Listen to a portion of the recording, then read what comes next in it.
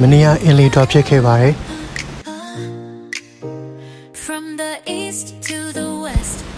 ဆိုတော့အင်းလေးမှာဘယ်လိုစိတ်ဝင်စားစရာကောင်းတဲ့နေရာတွေရှိနေမလဲ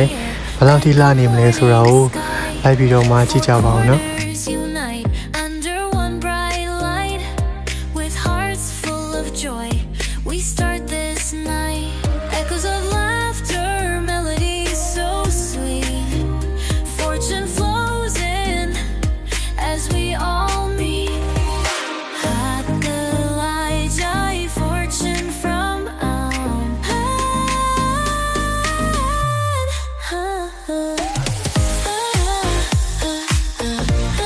ပြီးတော့ရကန်းစင်အောင်တက်လိုက်ဖြစ်ပါတယ်။အဲ့မှာဆိုလို့ရှိရင်သူတို့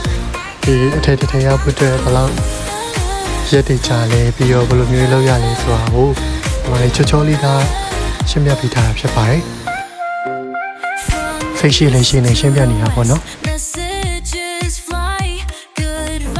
ဒါတော့သူတို့ရဲ့အထက်ရောင်းနေ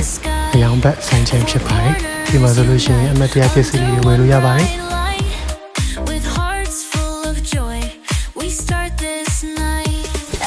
အောင်လုံးဖျားမှကျတော့ကျွန်တော်တို့တော်ရရက်ကဆွန်လောင်းပွဲရှိနေတဲ့ခါကျတော့ဖျားကိုတတိချာလေးမဖူးခဲ့ရဘူးပေါ့နော်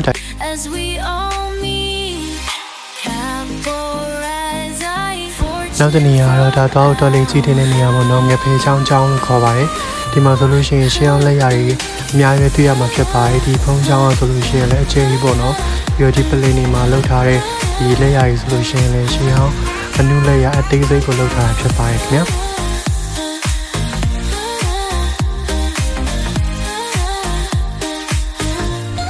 အလင်ခီးစဉ်တွေကတော့ဒီလောက်ပါပဲခင်ဗျာကျေးဇူးများတင်ပါတယ်